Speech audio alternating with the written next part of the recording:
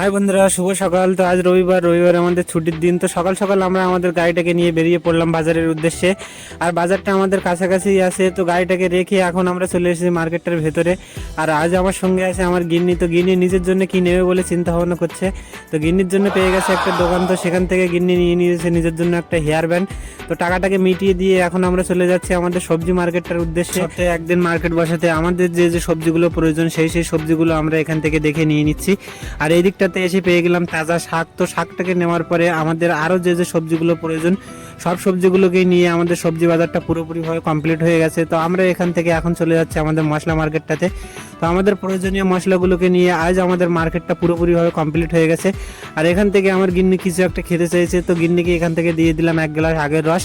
তো আগের রসটাকে কমপ্লিট করার পরে আমরা চলে আসলাম আমাদের গাড়ির পাশে। তো ব্যাগ দুটোকে রেখে দিয়েছি, আর আমার গিন্নির খুবই কষ্ট হচ্ছে তাই বসে পড়েছে। তো আজকের মতো ভিডিওটা এই পর্যন্ত। তো ভালো থেকো, সুস্থ থেকো।